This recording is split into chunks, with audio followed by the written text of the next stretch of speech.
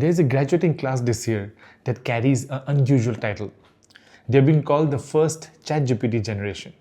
The class of 2026 is the first cohort of students who had generative AI available throughout the entire university education. So how are they faring in the job market? Is AI replacing the entry-level workers while the companies freezing entry-level jobs? Let's find out.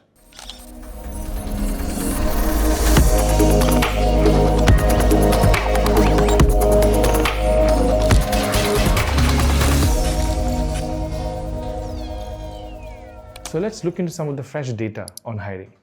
The recent findings from the Stanford Digital Economy Lab and ADP shows that while the overall job market is resilient, the employment growth for the young workers who are aged between 22 and 25 has actually stagnated in AI-intensive job sectors. But it's not like a dramatic collapse with mass layoff. It's slow hiring. In fact, when the researchers looked closely inside firms that adopted generative AI tools, they found out that the senior employment levels have remained largely stable. But junior hiring has certainly slowed down. Now hold on to that thought, because that distinction really matters. Because when hiring slows at the bottom, the long-term consequences takes time to appear. But by the time they appear, they are much harder to reverse. Let's pull up some visuals to explain the structural shift in hiring. Traditionally, companies are actually shaped like pyramids. A broad base of entry-level employees, a smaller layer of middle managers, and a narrow leadership top. The broad base of juniors do the routine work. They are learning the institutional memory, and they're building judgment through low-stakes repetitive work. When generative AI enters the system, companies begin to experiment with efficiency. So things like routine documentation, drafting, coding assistance, customer responses, all of them are handed over to the AI system. When productivity per employee rises because of AI tools, firms adjust by actually slowing down entry-level hiring. So now what happens, the shape of the company starts changing. Instead of the traditional pyramid shape, the organizations gradually start resembling a diamond. The number of entry-level hires becomes smaller. The middle layer grows heavier with experienced employees who are coordinating workflows and supervising AI systems, and the leadership remains at the top as usual. At first glance, the diamond looks efficient, but over time it creates tension. The challenge is that the middle layer often wasn't trained in an AI native environment. So when you have reduced the junior hiring, you are also reducing the group that would have entered with stronger AI fluency. So over time, the base, the future leadership pool becomes too small to sustain the organization's long-term growth. For me, this is where the deeper long-term concern begins. The issue is not sudden job displacement. It is the quiet weakening of how skills are built over time. And that kind of change rarely announces itself immediately. It only becomes clear several years down the line, when the pipeline of experienced professionals turns out to be thinner than expected. If you have made this far into the video, it means that these conversations matter to you. So I'm going to ask you directly, subscribe to my channel, like the video, and share it. It helps more people see this kind of discussion, and it helps me keep doing this work week after week. Now back to the video. Another way of thinking about this is the hourglass structure. Here, the leadership remains at the top, but the base is rebuilt with AI native talent who understands how to work with the systems from the very beginning. Here, the middle becomes slimmer as certain tasks are automated, yet the foundation stays strong. In this arrangement, the entry-level roles do not disappear. They change in nature, shifting from the routine execution to the intelligent coordination and oversight. The difference between the diamond and the hourglass may define which companies is going to thrive in the next decade.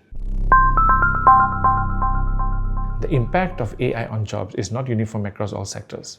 Fields like software development and customer service are moving faster because the large portion of their tasks are structured and text-driven.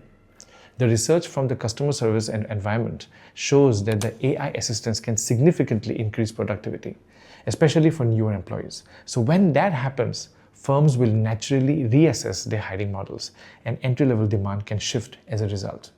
While in journalism and creative industries, AI is reshaping the back-end workflows. For example, transcription, summarization, headline generation, SEO drafting.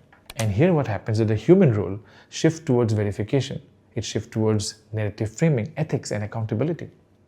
At the same time, sectors such as manufacturing, healthcare delivery, and hospitality, and other physically grounded services are experiencing a slower pace of disruption, particularly in roles that require on-site presence, interpersonal interaction, or hands-on skills. Now, that does not mean that these industries are untouched by AI. Administrative functions within them, for example, documentation, scheduling, reporting, are already being influenced by automation. For graduates, understanding this difference is important. Career decisions today require a clearer awareness of where AI is deeply integrated, where it is partially integrated, and where human presence continues to be central. Now, if you want to navigate through this crisis, there are two ways, there are two paths. If you are graduating today, the expectation has basically shifted. It is no longer enough to enter the workforce simply as an extra pair of hands. Employers are increasingly looking for people who can amplify productivity, especially in environments where the AI tools are already embedded in daily workflows. There are broadly two strategic directions you can consider. The first one is to position yourself as someone who understands how to work with AI at a supervisory level. Now that means going beyond basic usage. It means knowing how to verify outputs, identify weaknesses, and add the contextual judgment that machines still lack. Employers value people who can manage intelligence systems responsibly, rather than simply consuming what they produce.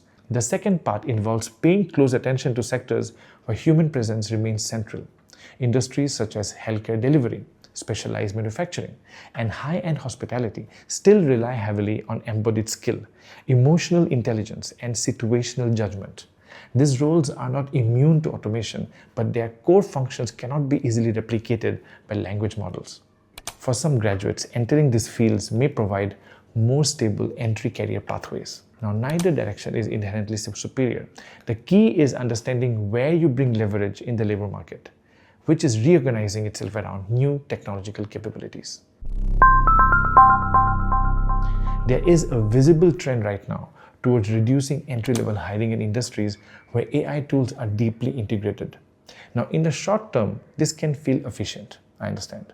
Productivity rises, the workflow becomes linear, and the experienced employees oversee the AI-assisted processes. From the quarterly perspective, I understand the numbers can really look reassuring. But let me tell you something. Long-term organizational stability depends on something less visible, the steady flow of talent into the system. Leadership is rarely something that can simply be acquired from outside.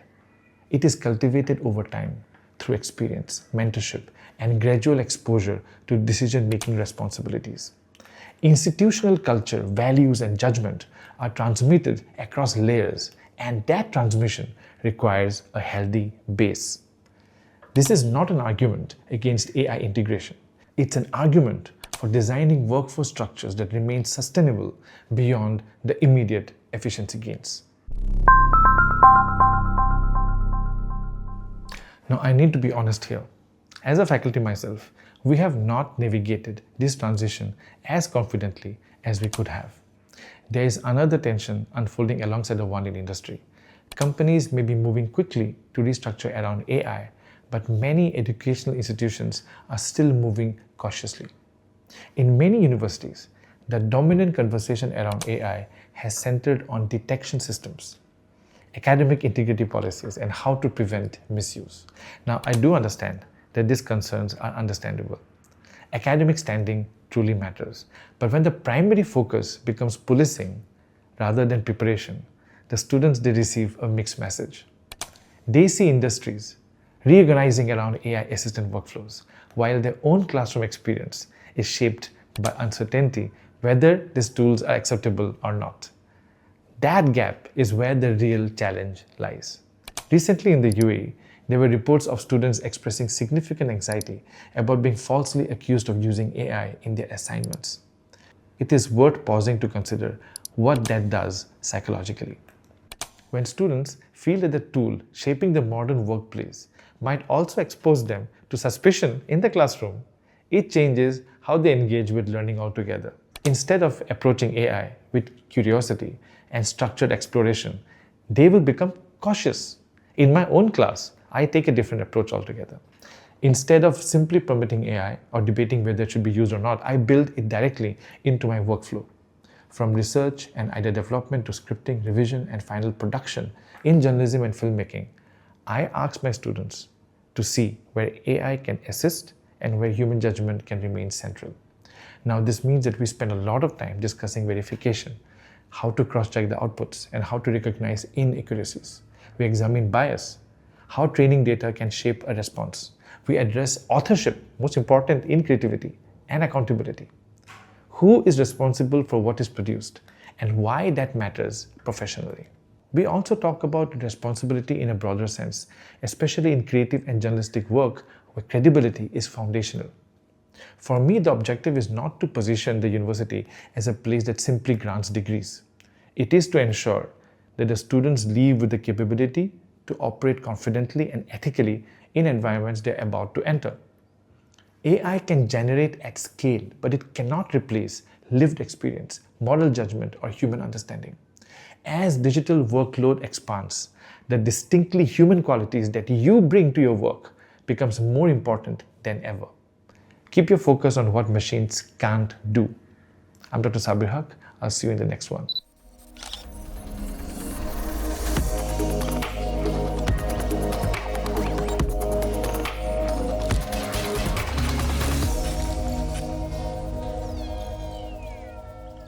If this episode helped you see the class of 2026 in a new light, the next video expands how many jobs are really under threat. Link is right here. Enjoy the video.